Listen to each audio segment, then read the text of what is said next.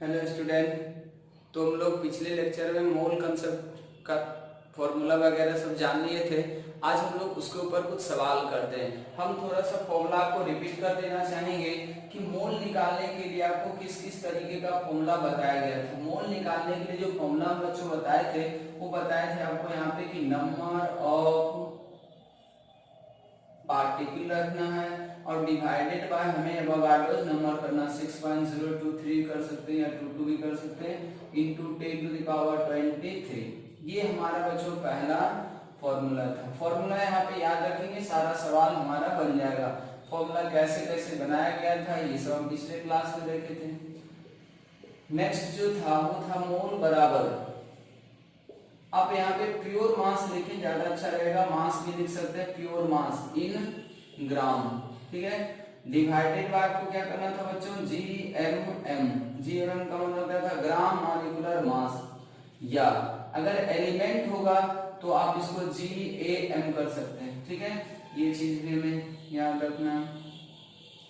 तीसरा हो सकता है यहाँ पे कि मोल बराबर, अगर हाँ, और एक चीज ये भी ध्यान रखिए, ये सब जो फॉर्मूला बच्चों वो आप किसी भी सब्सटेंस के लिए लगा सकते हैं। सॉलिड में लगा दें, गैस में लगा दें या लिक्विड सब्सटेंस में लगा दें, ये फॉर्मूला सभी में लगेगा। ये भी उसी तरीके से सभी में लगेगा। लेकिन अगर कोई मोल बराबर ऐसे लिखता है, volume of gas at STP divided by हम लोग कितना करते हैं तो 22.4, और ये वॉल्यूम किस में होना चाहिए, लीटर में होना चाहिए। तो ये हम लोग का जो आएगा वो सिर्फ और सिर्फ किसके लिए होता है, ओनली फॉर गैस। ये फॉर्मूला सिर्फ और सिर्फ बच्चों आपको किसके लिए लगाने होते हैं, गैस के लिए लगाने होते हैं। तो आप इस तरीके से तीन फॉर्मूला याद रख सकते हैं। अब इसी तीनों फॉर्मूले को यूज करके हम लोग मोल का सारा सवाल बनाते हैं। अब फॉर्मूला को थोड़ा सा ढंग से समझ लें, ठीक है, तो आपको और आसानी से सवाल बनेगा। अब जैसे देखें, इस फॉर्मूले की अगर हम बात करें तो ये फॉर्मूला हमें कब यूज करने का जरूरत पड़ेगा, ये भी बात समझना होगा कि कौन फॉर्मूला कब लगाना है। तो ये फॉर्मूला बच्चों कब यूज करेंगे, तो इसमें देखें कि एक क्वांटिटी हमारा मोल है और दूसरा हमारा नंबर ऑफ पार्टिकल्स है। ये तो एक संख्या है, ये संख्या हमें पहले से पता होता है। तो इस फॉर्मूले में आप देखिए क्या कि मोल और नंबर ऑफ पार्टिकल्स दो ही हमारा क्या है, वेरिएबल है। अगर हमारे पास नंबर ऑफ पार्टिकल्स आएंगे तो हम उससे क्या करेंगे, मोल निकाल लेंगे। अगर कभी मोल दिया जाएगा सवाल में या हमें नोन होगा सवाल में तो उससे हम नंबर ऑफ पार्टिकल्स निकाल लेंगे। तो ये फॉर्मूला देखने से तो बहुत आसान लगता है, लेकिन जब आप सवाल बनाते हैं तो इसमें गलती बहुत ज्यादा होता है। गलती क्यों होता है, जैसे हम देखिए यहाँ पे एक आपको एग्जांपल के थ्रू समझा रहे हैं गलती स्टूडेंट क्या करते हैं। अगर कोई लिखता है यहाँ पे कि 2 मोल ऑफ CO2, क्या लिखे बच्चों, 2 मोल ऑफ CO2 है, कैलकुलेट नंबर ऑफ एटम। क्या पूछा गया आपको, कैलकुलेट नंबर ऑफ एटम। तो अभी जो आपको हम समझाए ना उसी तरीके से आपके दिमाग में ये बात आ रहा होगा कि क्या दिक्कत है यहाँ पे नंबर ऑफ एटम निकालना। यहाँ दिया हुआ क्या बच्चों, मोल दिया हुआ, तो हम अभी तो बताएं कि अगर मोल देगा और नंबर ऑफ पार्टिकल्स निकालना, तो पार्टिकल्स का मतलब तो बहुत सारे चीज बताए गए थे कि ये एटम भी हो सकता है, मॉलिक्यूल भी हो सकता है, इवन आयंस भी हो सकते हैं, इलेक्ट्रॉन, प्रोटॉन, न्यूट्रॉन हो सकते हैं। तो हमें सवाल में क्या पूछा, नंबर ऑफ एटम निकालना, और यहाँ पे क्या दिया हुआ, मोल दिया हुआ। तो देखें ऐसे करके लोग बना देते हैं कि ये हो जाएगा नंबर ऑफ एटम, क्योंकि बताया भी तो यही जा रहा है ना आपको कि नंबर ऑफ पार्टिकल्स की जगह पे हम नंबर ऑफ एटम भी रख सकते हैं, नंबर ऑफ मॉलिक्यूल्स भी रख सकते हैं, नंबर ऑफ आयंस भी रख सकते हैं। तो नंबर ऑफ एटम निकालने दिया हुआ था, इसलिए नंबर ऑफ पार्टिकल्स की जगह पे हम क्या रख देंगे बच्चों, नंबर ऑफ एटम, और डिवाइडेड बाय क्या कर देंगे 6.02 गुना 10 पे पावर 23। तो क्या यहाँ से नंबर ऑफ एटम आपका आ रहा है, नंबर ऑफ एटम कितना जाएगा 2 इंटू, अगर इस संख्या को हम Na बोल दें तो 2Na आ जाएगा। अब सोचिए क्या ये सही बनाया हुआ या गलत बनाया हुआ, तो आपको लगेगा गलती हुआ कहाँ भाई, फॉर्मूला तो यही बताया गया था। लेकिन बच्चों ये सवाल पूरी तरह से क्या है, गलत है। ये आंसर, इस क्वेश्चन का आंसर ये नहीं आएगा। अब सोचे हम गलती कहाँ कर गए, गलती यहाँ पे हो रहा है। तो इस फॉर्मूले को लगाते समय आपको एक बात का अच्छा खासा ध्यान होना चाहिए। ऐसा दिमाग में ना रखें कि कोई भी नंबर पूछेगा और मोल दिया हुआ तो यहाँ पे रख देंगे, यहाँ से आ जाएगा, ऐसा नहीं है। आपको ध्यान रखना चाहिए कि नंबर ऑफ पार्टिकल्स के जगह पे, ठीक है कि नंबर ऑफ एटम भी होते हैं, नंबर ऑफ मॉलिक्यूल्स भी होते हैं, नंबर ऑफ आयंस भी होते हैं, लेकिन ये तो हमें देखना पड़ेगा ना कि नंबर ऑफ एटम्स कब होंगे, नंबर ऑफ मॉलिक्यूल्स कब होंगे, नंबर ऑफ आयंस कब होंगे, तो वो डिपेंड करता है इस मोल के ऊपर बच्चों। इसलिए हमेशा ध्यान रखें, दोनों चीजों का याद रखना होगा आपको कि आखिर मोल दिया हुआ किसका है। पहले ये देखें, सिर्फ ये ना देखें कि मोल दिया हुआ नंबर निकालना, पहले ये जज करेंगे हम लोग कि मोल दिया हुआ, ठीक है। अब देखो कि मोल किसका दिया हुआ, सब्सटेंस मतलब कंपाउंड का दिया हुआ है, एलिमेंट का दिया हुआ, या किसी चार्ज स्पीशीज का दिया हुआ है, या इलेक्ट्रॉन का मोल है, प्रोटॉन का मोल है, या न्यूट्रॉन का मोल है। जनरली आपको ये 6 चीज पे ही सवाल पूछे जाते हैं, ऐसे और भी कोई क्वांटिटी यूज किया जा सकता है। तो इसके अलावे अगर कोई भी क्वांटिटी यूज करेगा तब आपको सीधा मोल और नंबर आ जाएगा। 3 चीज में बच्चों हमेशा आपको क्या करना है, कॉन्शियस रहना, वो है हमारा कंपाउंड, एलिमेंट और रेडिकल। ये 3 चीज के लिए बच्चों मोल यहाँ पे अगर रखेंगे तो ये बार बार चेंज होता रहेगा। अब क्वेश्चन में देखिए क्या था, CO2 दिया हुआ था। अब सोचिए CO2 जो है वो कंपाउंड है या एलिमेंट है, तो ये तो कंपाउंड है। अब सोचिए अगर मोल कंपाउंड का दिया है तो यहाँ मोल आया कंपाउंड का, तो नंबर ऑफ पार्टिकल्स के जगह पे आपको क्या रखना चाहिए था, नंबर ऑफ एटम रखना चाहिए था, ये नंबर ऑफ मॉलिक्यूल्स रखना चाहिए था। तो यहाँ से तो नंबर ऑफ मॉलिक्यूल्स आएगा, इसलिए आप डायरेक्ट अगर नंबर ऑफ एटम वहां रख देंगे तो क्या हो जाएगा, गलत हो जाएगा। अब सोचिए कि नंबर ऑफ एटम्स तो निकालेंगे कैसे, तो बच्चों हम आपको पीछे इसीलिए 1-2 क्लास में ये सब चीज समझाए थे कि नंबर ऑफ एटम निकालना अगर किसी मॉलिक्यूल में हो तो हम पहले ही देख लेते हैं CO2 है, इसका मतलब ये एक मॉलिक्यूल लिखा हुआ कार्बन डाइऑक्साइड कंपाउंड का, और एक मॉलिक्यूल के अंदर बहुत सारे एटम्स कंबाइन होते हैं। इसका मतलब कि किसी भी कंपाउंड के अंदर, ये बात आप ध्यान रखें, इसको नोट भी कर लें और इसको मेमोराइज करने की कोशिश करें कि जब भी आपको कोई कंपाउंड दे दे, जब भी आपको कोई कंपाउंड दे दे और उसमें अगर एटम का संख्या पूछ रहा है, क्या हम बोल रहे हैं बच्चों, अगर हमारे पास कोई कंपाउंड दे दिया गया है और कंपाउंड के अंदर अगर एटम का संख्या पूछा जा रहा, तो आप प्रिपेयर हो जाएं कि हम एटम का संख्या तब तक नहीं बता सकते हैं जब तक हमारे पास उसका मॉलिक्यूल्स नहीं पता होगा। अब देखें, अगर किसी का मॉलिक्यूल्स पता हो जाएगा तब तो आप आराम से टोटल एटम कैलकुलेट कर सकते हैं, इवन किसी पार्टिकुलर एटम का संख्या भी बता सकते हैं, क्योंकि अगर हमें मॉलिक्यूल्स पता होंगे तो हम देख लेंगे कि उसके एक मॉलिक्यूल में कितने एटम्स हैं। तो एक मॉलिक्यूल में बच्चों देखिए, इसमें एक कार्बन का है और 2 ऑक्सीजन का है, इसका मतलब एक मॉलिक्यूल के अंदर कितना, 3 एटम। तो अब हमें यही तो निकालना होगा कि आखिर जब हम 2 मोल लिए हैं तो इसमें कितना मॉलिक्यूल्स होंगे, और अगर मॉलिक्यूल्स पता चल जाएगा तो उसमें हमें सिर्फ और सिर्फ किससे मल्टीप्लाई करना होगा, 3 से। समझ में बात आ रहा है? तो इसलिए इस फॉर्मूला को लगाते समय आप इस बात का हमेशा ध्यान देंगे कि अगर हम मोल कंपाउंड के लिए यहाँ पे रख रहे हैं तो बच्चों इस फॉर्मूले से जब भी आएगा तो वो नंबर ऑफ मॉलिक्यूल्स ही आएंगे। और अगर कभी भी किसी कंपाउंड्स का मॉलिक्यूल दिया हुआ है, क्या दिया हुआ बच्चों, मॉलिक्यूल्स का संख्या दिया हुआ, और अगर उसमें आप इस फैक्टर से डिवाइड करते हैं तब जो मोल आएगा वो उस कंपाउंड का मोल होगा।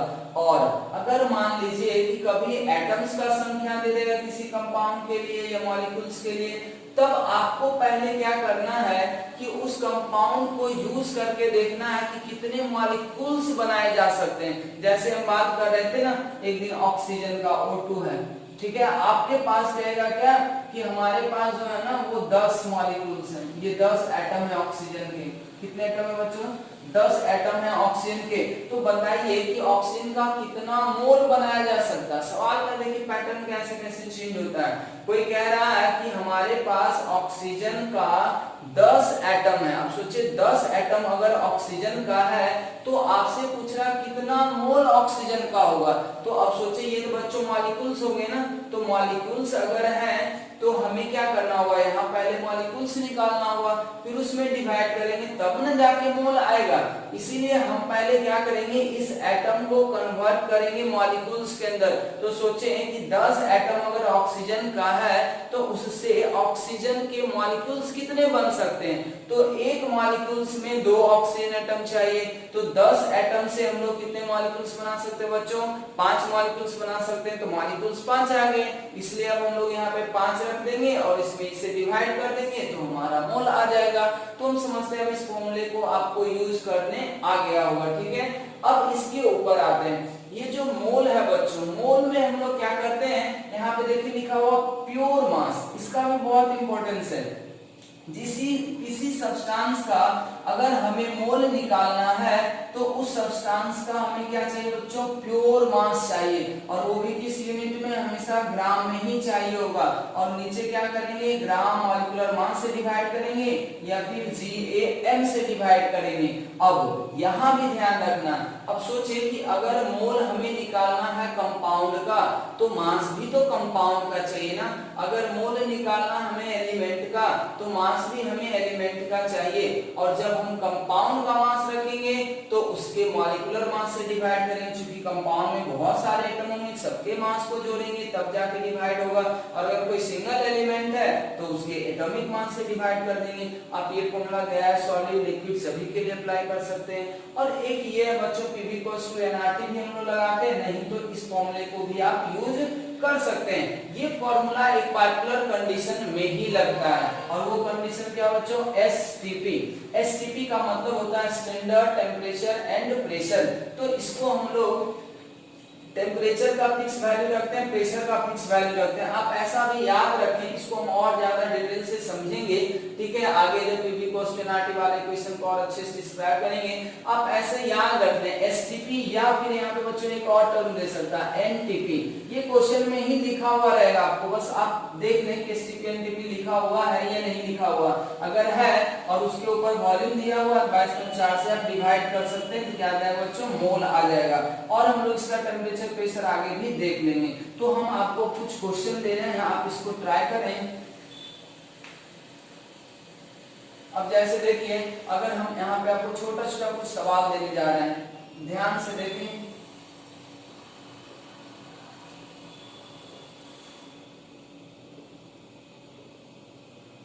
आपको मोल का संख्या निकालना, मोल निकालना, किस किस में निकालना है, तो हम यहाँ पे दे रहे हैं 1.8 ग्राम ऑफ H2O, दूसरा है 1.58 gram of KMnO4, potassium permanganate होता है बच्चों। यहाँ पे हम आपको एक इंफॉर्मेशन दे देंगे कि ये जो एटॉमिक वेट है Mn का, वो आपको 55 लेना है, क्योंकि एटॉमिक वेट आपको 20 तक ही लिखा है। तो अब जो हायर एलिमेंट आएंगे उसका हम लिख दिया करेंगे और आप मेमोराइज भी कर सकते हैं। ये हो गया। उसके बाद कह सकता था 200 ग्राम CaCO3। और एक और लास्ट सवाल है बच्चों, अगर हम इसमें ऐसे लिखें कि 200 ग्राम sample of CaCO3 having 80% purity, ऐसा भी आपको दिया जा सकता है। आप इसको एक सवाल में ट्राई करें, एक क्वेश्चन को ट्राई करें, फिर हम बनाते हैं। थोड़ा सा आप इसको ट्राई कर लें ताकि आपको भी प्रैक्टिस बना रहे। जितना ज्यादा आप सवाल खुद से बनाने की कोशिश करेंगे वो उतना अच्छा आपके लिए रहेगा। इसको ट्राई करें, फिर हम बनाते हैं। कर ले बच्चों, चलिए अब हम करते हैं। ध्यान से देखिए हम कैसे कैसे इसको अप्रोच लेते हैं। सवाल से ज्यादा इंपॉर्टेंट है बच्चों उसका अप्रोच समझना, हम सोचेंगे कैसे कैसे सवाल को करते हैं। इसलिए 2-3 सवाल आप ध्यान से देखें ताकि आपके अंदर भी वो कंसेप्ट डेवलप हो कि अननोन सवाल पे भी हम लोग ट्राई कर सकें।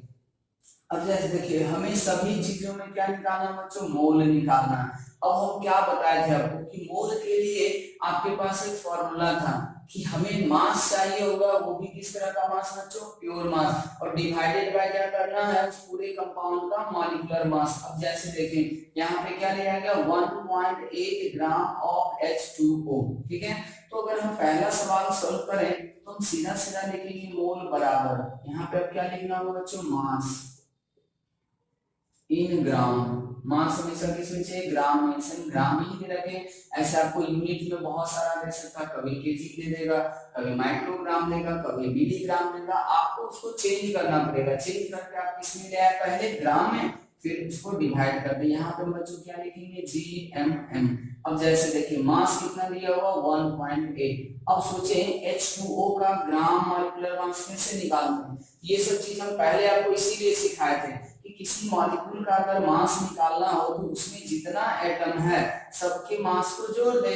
तो अब देखिए हाइड्रोजन का 2 एटम तो 2 ग्राम, ऑक्सीजन का 1 एटम इसका 16 ग्राम, तो सबको मिला कितना हो गया बच्चों, 18 ग्राम। तो अब देखिए ये मोल कितना गया हमारा 0.1 मोल, 0.1 मोल। अब सोचे कि अगर आपके पास मोल का संख्या गया 0.1 तो क्या आप इसमें मॉलिक्यूल्स नहीं बता सकते। अगर पूछता सवाल में तब की बात मैं कह रहा हूँ। अब देखिए एक चीज अगर आएगा ना तो बाकी सारे फॉर्मूले से आप रिलेट कर सकेंगे। अब सोचे कि यही क्वेश्चन होगा, आपको हम मोल निकालने सिखा दें यहाँ से।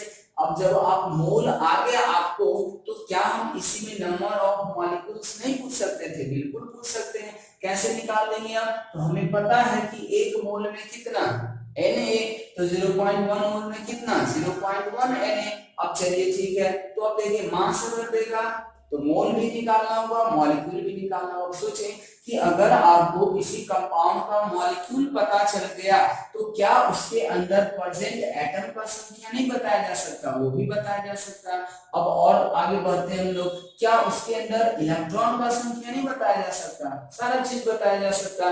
तो आप इस तरीके से ध्यान रख लें कि अगर हमें किसी कंपाउंड का एक बार मोल मिल जाए, ठीक है, तो हम उसमें मॉलिक्यूल्स का संख्या बता सकेंगे, एटम का संख्या बता देंगे, इलेक्ट्रॉन कितने हैं, प्रोटॉन कितने हैं, न्यूट्रॉन कितने हैं, ये सारे चीज बताए जा सकते हैं। बस हमें क्या पता हो जाना चाहिए, एक बार मोल। और मोल पता करने के लिए यहाँ पे कौन सा डाटा यूज किए बच्चों, ग्राम यूज किए, वेट यूज किए, इसलिए ऐसा आ जाएगा।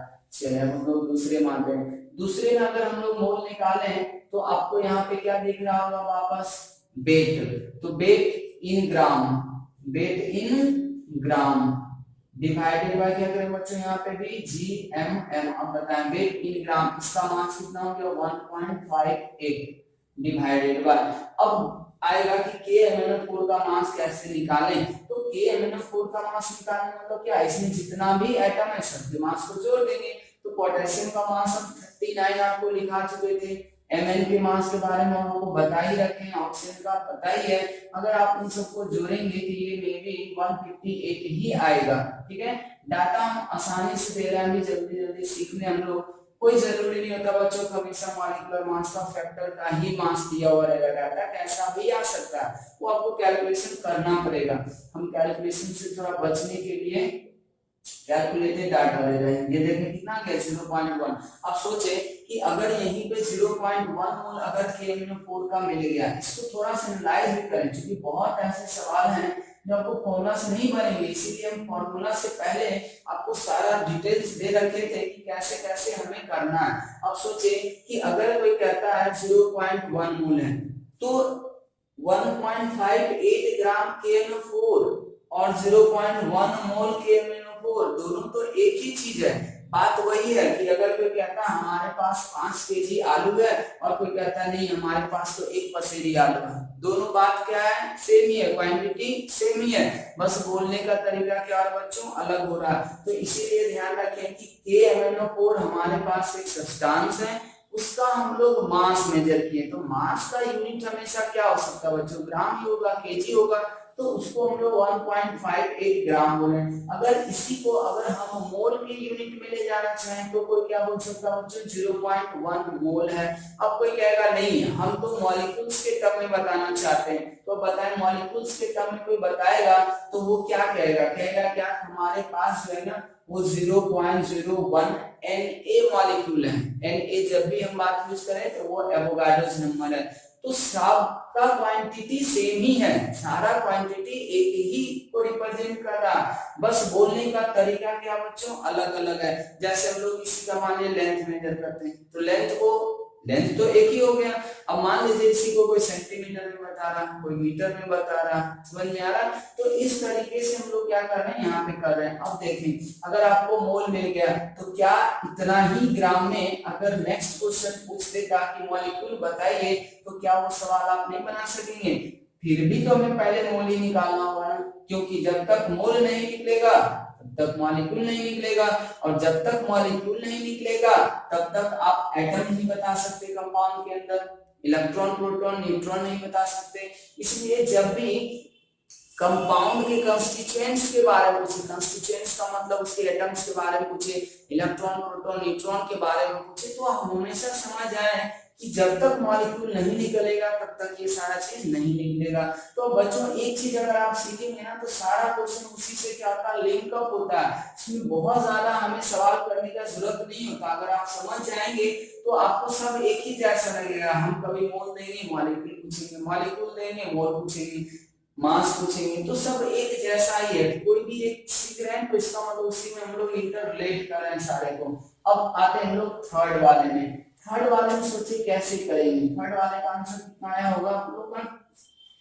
थर्ड वाले में देखिए हम लोग क्या कर सकते हैं बच्चों, ये हो गया मोल, मोल बराबर मास। अब फॉर्मूला ले लिख रहे हैं मास, वो भी ध्यान रखें हमेशा प्योर मास का जरूरत होता है। तो 200 ग्राम किसका लिया गया, CaCO3 का लिया गया। इसका मॉलिक्यूलर मास अगर आप निकालेंगे तो कितना आ रहा होगा, 100 आ रहा होगा।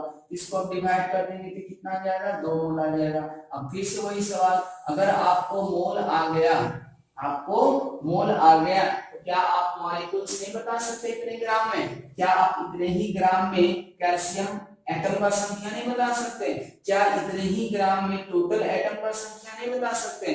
अब सोचिए कि क्या टोटल एटम अगर पूछता, अब एक हम नया सवाल अगर आपसे पूछें कि total atom present in 200 gram of CaCO3, तो सोचिए आप क्या करते, तो भी हमारा काम ये था क्योंकि कंपाउंड के अंदर एटम पूछा जा रहा तो इसका मतलब पहले हमें मॉलिक्यूल्स निकालने होंगे। और बच्चों मॉलिक्यूल्स कैसे आएगा, तो पहले हमें मोल निकालना पड़ेगा, और मोल निकालने का तरीका तो हमारा यही होगा, क्योंकि हम अगर इसका 100 ग्राम लेते तो 1 मोल होता, तो 200 ग्राम लेंगे तो 2 मोल होगा। ऐसे भी कर सकते हैं अगर मॉलिक्यूलर मास याद है तो, क्योंकि ये भी तो फॉर्मूला यूनिटरी मेथड से ही बनाए थे, ठीक है। तो इस तरीके से आप 2 मोल इसका तुरंत काम कर लिए। अब हम पूछ रहे हैं टोटल एटम का संख्या, तो आप 2 में किससे मल्टीप्लाई कर देंगे बच्चों, Na से, ठीक है। तो आ जाएगा आपका मॉलिक्यूल्स, और जब मॉलिक्यूल्स आ जाएगा तो आपको बस ये देख लेना कि एक मॉलिक्यूल्स के अंदर कितने एटम है, तो एक मॉलिक्यूल्स के अंदर 5 एटम है, 3 ऑक्सीजन के, 1 कार्बन के, 1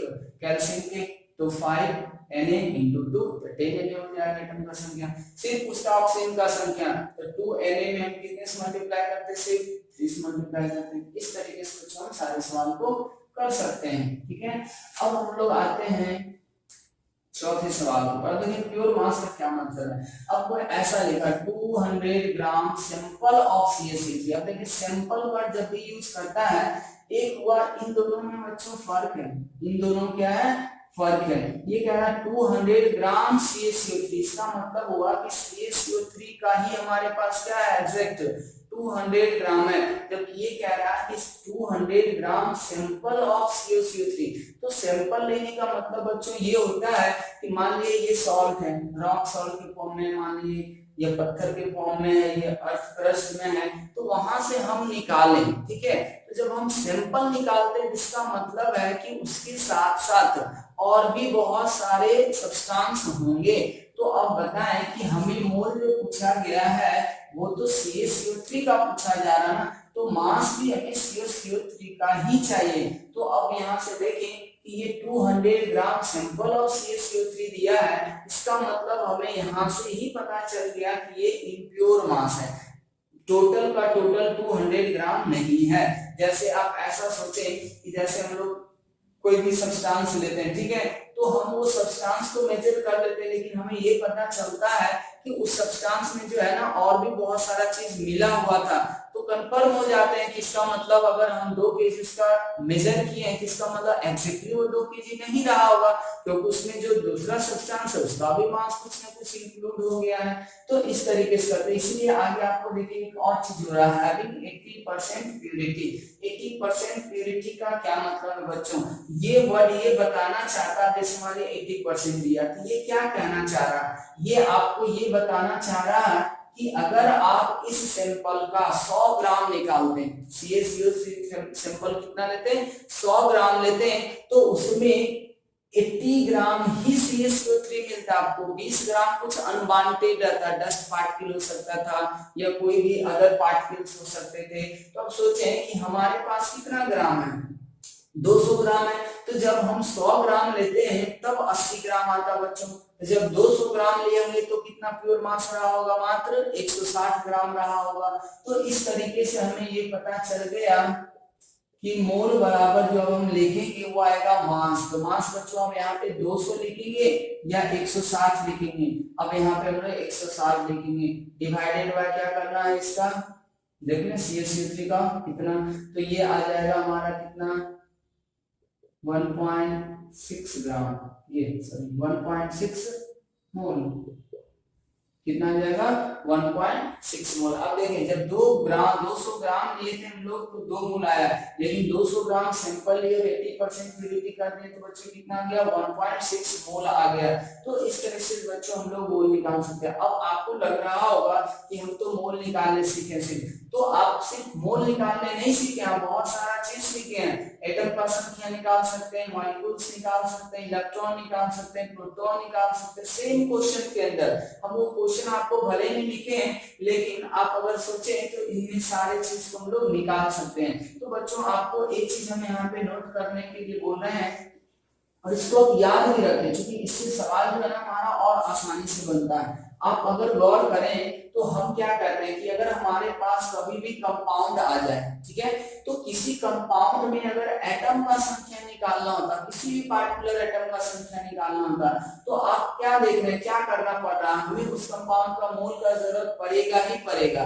बिना मोल का हम कंपाउंड के अंदर एटम्स का संख्या कभी भी नहीं बता पा रहे हैं, तो मोल तो हमें चाहिए ही चाहिए, भले क्वेश्चन में दिया हुआ हो या हम इनडायरेक्टली उसको निकालेंगे, लेकिन मोल हमें चाहिए। फिर उसमें बच्चों किसे मल्टीप्लाई कर रहे हैं, Na से मल्टीप्लाई कर रहे हैं, उसके बाद जब मोल में Na से मल्टीप्लाई कर देते हैं तो वो एक्चुअल में क्या आ गया, मॉलिक्यूल्स आ गया, और जब एक बार मॉलिक्यूल्स आ जाए तब तो हमें बहुत ज्यादा मेहनत करने की जरूरत है नहीं, तब तो हम बस उस कंपाउंड का फॉर्मूला देखते जाएंगे, जो चीज पूछेगा उसके बाद हम उस फॉर्मूले में कैलकुलेट करेंगे। हाइड्रोजन पूछा तो उस फॉर्मूले में देख लेंगे कितना हाइड्रोजन है, इलेक्ट्रॉन पूछा तो पूरे फॉर्मूले में इलेक्ट्रॉन निकाल लेंगे और उसमें से मल्टीप्लाई कर देंगे। तो हम यहाँ पे एक चीज लिखना, बच्चों इसको आप नोट बना के याद रख सकते हैं कि नंबर ऑफ एटम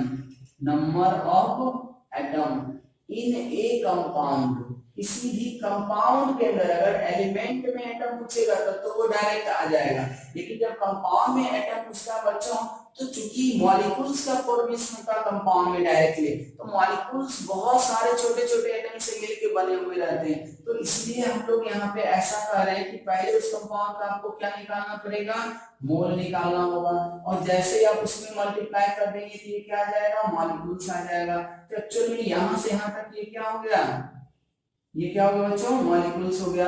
अब इनटू करेंगे, अगर आपको टोटल एटम पूछा है तो मॉलिक्यूल्स के अंदर टोटल एटम, अगर पार्टिकुलर एटम पूछा है तो पार्टिकुलर एटम, तो हम लोग यहाँ लिखते हैं number of atom in one molecule.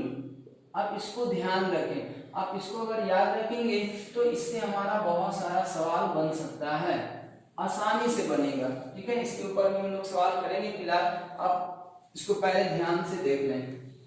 हम जैसे देखिए इसी के ऊपर हम एक क्वेश्चन दे रहे हैं आपको इस तरीके का, हम कह रहे हैं calculate mass of CH4 that contain 1.2 into 10 to the power -24 करें 2 into 10 to the power -24 atoms of hydrogen ठीक है। अब देखिए यहाँ सवाल क्या पूछा गया है, कह रहा क्या कि CH4 का मास बताइए कि कितना मास लिया जाए ताकि उसके अंदर इतना हाइड्रोजन एटम आ जाए, कितना हाइड्रोजन एटम आ जाए 1.2 into 10 to the power -24 hydrogen atom आ जाए। तो अब सोचें अगर हमारे पास मास होता, ठीक है, मास होता तो हम उसको पहले क्या करते हैं मोल में कन्वर्ट करते हैं, ठीक है। मान लिया एटम का संख्या एक तरह से दे रखा है तो हम मान लेते हैं कि मास x ग्राम है, x ग्राम अगर हम CH4 का ले लेंगे तो हमारे पास एग्जैक्टली इतना हाइड्रोजन एटम आ जाएगा। तो आप सोचें कि कंपाउंड के अंदर आपको हाइड्रोजन एटम निकालना है ना, तो आपको क्या करना चाहिए था, पहले मास होना चाहिए था, चूंकि मोल तो निकालना पड़ेगा। तो मास पूछा गया तो मान लेते हैं कि x ग्राम है, तो आप क्या करेंगे x बटा इसका मॉलिक्यूलर मास। तो अब देखिए कैसे हम कर सकते हैं बच्चों, ये आ जाएगा x हम मान रहे हैं कि x ग्राम अगर हम CH4 का लेंगे ना तो एग्जैक्टली उतना हाइड्रोजन एटम आ जाएगा। तो ये आ जाएगा 16। तो जैसे इतना किए तो ये बच्चों क्या आ गया आपको, ये क्या आ गया आपको मोल आ गया, इनटू फिर से क्या करेंगे यहाँ पे 0.62 ले लेते हैं 10 to the power 23 ले लेते हैं, तो ये मॉलिक्यूल आ जाएगा। इनटू क्या करेंगे हम बताइए, इनटू क्या करेंगे 4 करना होगा, क्योंकि हमें यही तो बताया गया है कि किसी कंपाउंड के अंदर अगर किसी भी एटम का संख्या निकालना हो तो उसका तरीका क्या होगा, उसका तरीका यही तो होता है कि आप मोल निकालें। तो मोल हमको डायरेक्ट दिया नहीं था तो मोल हम निकालेंगे कैसे, तो मास पूछा है तो इसलिए mass upon molecular mass into क्या कर देंगे बच्चों Na कर देंगे, इनटू कितना करना होगा, तो एक मॉलिक्यूल के अंदर कितने एटम्स हैं CH4 ये हाइड्रोजन के 4। तो हम लोग के अकॉर्डिंग x ग्राम में इतना एटम आना चाहिए था और क्वेश्चन में क्या करा बच्चों 1.2 into 10 to the power -24 है। तो ये दोनों तो सेम ही क्वांटिटी को रिप्रेजेंट कर रहा है ना, तो क्या हम इन दोनों को इक्वेट कर सकते हैं या नहीं कर सकते हैं। तो देखिए आपको एक एक्सप्रेशन बनाने से ये x आ जाएगा या नहीं आ जाएगा, बात समझ में आ रहा।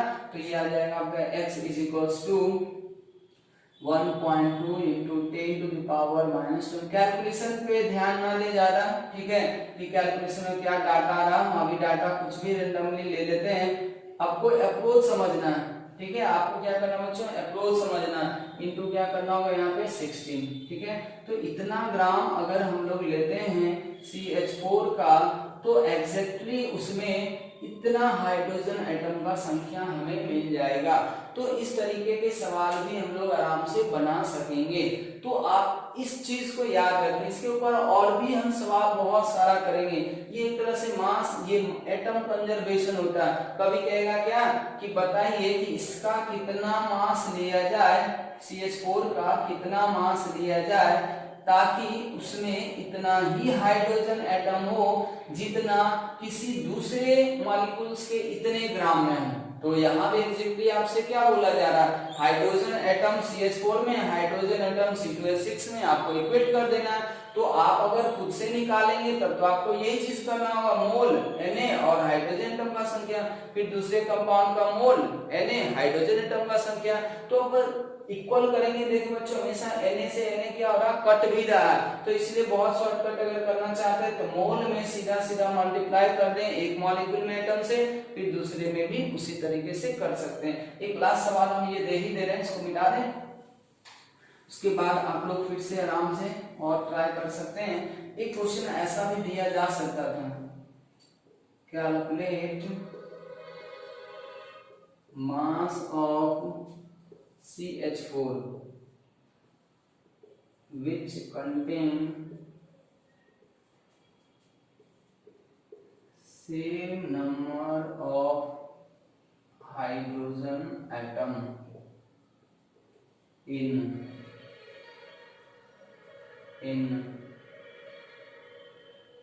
51 ग्राम ऑफ NH3। आपको ऐसा सवाल दिया हुआ, ध्यान देके क्या करा, कह रहा क्या कि calculate mass of CH4, CH4 का हमें मास बताइए, ठीक है, ताकि उसमें जितना हाइड्रोजन एटम प्रेजेंट है उतना ही hydrogen atom 51 gram of NH3 में प्रेजेंट है। तो अब बच्चों यहाँ से आपको क्या लग रहा है, आपको यही तो लग रहा है कि CH4 में हाइड्रोजन एटम का संख्या और NH3 में हाइड्रोजन एटम के संख्या को क्या करना, इक्वेट करना। तो क्या हम यहाँ से सवाल को इस तरीके से आगे नहीं ले जा सकते हैं कि हम लोग यहाँ से लिख सकते हैं कि क्वेश्चन के अकॉर्डिंग हमें ये बताया जा रहा है कि number of hydrogen atom in CH4 बराबर कर देना है number of hydrogen atom in NH3। अब देखो पहले डिटेल से देख लें, आप इसी को अगर ध्यान से देखेंगे तो आप शॉर्टकट बनाएंगे, शॉर्टकट पे ज्यादा ना जाए, पहले आप डिटेल से देखें, ठीक है। अब देखिए यहाँ से क्या कर रहा है, number of hydrogen atom in CH4। तो यहाँ पे क्या आ गया बच्चों कि किसी भी कंपाउंड के अंदर, किसी भी कंपाउंड के अंदर आपको जरूरत पड़ रहा है एटम का संख्या। तो किसी भी कंपाउंड के अंदर अगर एटम का संख्या निकालने का जरूरत पड़े तो आपको पहले क्या करना होगा, उस कंपाउंड का मोल लिखना होगा। तो हम यहाँ भी यही लिखेंगे कि मोल ऑफ CH4, N का मतलब बच्चों मोल यहाँ पे ले रहे हैं तो मोल ऑफ CH4। अगर पता होगा तो डायरेक्ट रख देंगे, नहीं पता होगा तो फिर सोचेंगे कि ये कैसे निकाला जा सकता है। तो इसलिए हम फॉर्मेट तैयार कर रहे हैं कि हमें मोल इस कंपाउंड का चाहिए ही होगा, मोल लिख लिए। फिर इसमें बच्चों क्या करना होगा, Na लिखना ही होगा। तो इतना जैसे कि मॉलिक्यूल आ गया। अब सोचें कि किस एटम की संख्या किया जा रहा है, किस एटम की बात किया जा रहा है, हाइड्रोजन एटम की बात किया जा रहा है। तो अब हम यहाँ पे कितने से गुना करेंगे, 4 से गुना करेंगे या 1 से गुना करेंगे या 5 से गुना करेंगे। तो हम बच्चों कितने से मल्टीप्लाई करेंगे, यहाँ पे 4 से मल्टीप्लाई करेंगे तो ये इतना आ गया।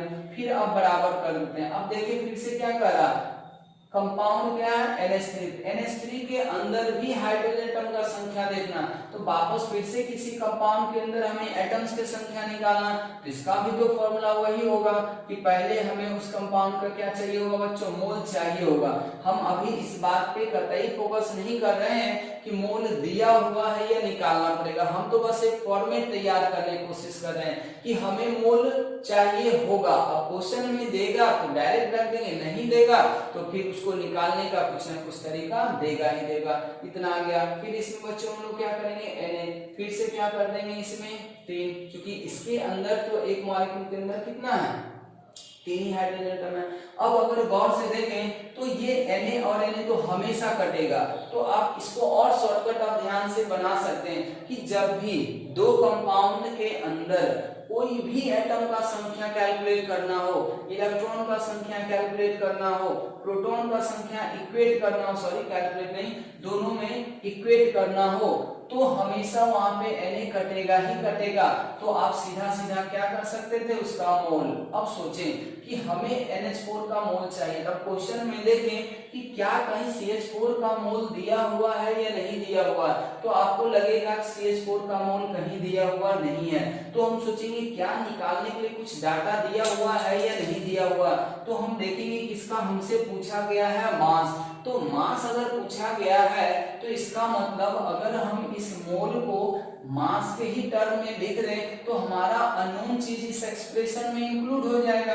तो क्या हम इसको ऐसे लिख सकते थे क्या कि मास ऑफ किसका, CH4 और डिवाइडेड बाय इसका मॉलिक्यूलर मास। ये पता तो नहीं है लेकिन निकाला जा सकता है अगर बाकी सारा चीज पता हो जाए तो अब देखते हैं पता है या नहीं। तो ये 4 हो गए बराबर। अब सोचिए ये चाहिए आपको मोल ऑफ NH3। तो सोचिए क्या मोल ऑफ NH3 क्वेश्चन में डायरेक्ट दिया हुआ क्या। तो आपको कहीं भी क्वेश्चन में NH3 का मोल डायरेक्ट नहीं दिया हुआ है। तो अब फिर से सोचें कि इसको अब हमें निकालना पड़ेगा। तो अब निकालने के लिए बच्चों को कोई भी डाटा आपको प्रोवाइड करेगा, कोई जरूरी नहीं है कि ये हमेशा ग्राम ही दे। हो सकता था ये गैस था तो आपको वॉल्यूम दे सकता था STP पे।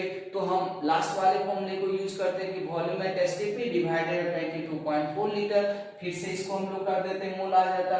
तो मोल हमें चाहिए। अब जरूरी नहीं है कि जो हम यहाँ पे डाटा दे रहे हैं वो आपको वही डाटा दे, हो सकता है कि आपको अलग अलग डाटा देगा। इसका कभी वॉल्यूम दे देगा, कभी मॉलिक्यूल्स दे सकता है, कितना मॉलिक्यूल्स अमोनिया है। तो किसी ना किसी तरीके से हम लोग को मोल निकालना। आप सोचिए मॉलिक्यूल्स अगर दिया हुआ तो हम मोल क्यों निकालेंगे भाई, तो हम लोग सीधा मॉलिक्यूल्स में 3 से गुना कर देंगे तो सीधा एटम का संख्या आ जाएगा। मकसद है हाइड्रोजन एटम की संख्या को बैलेंस करना, लेकिन एक जनरल अप्रोच हम बता रहे हैं कि मोल हमें चाहिए ही चाहिए होगा।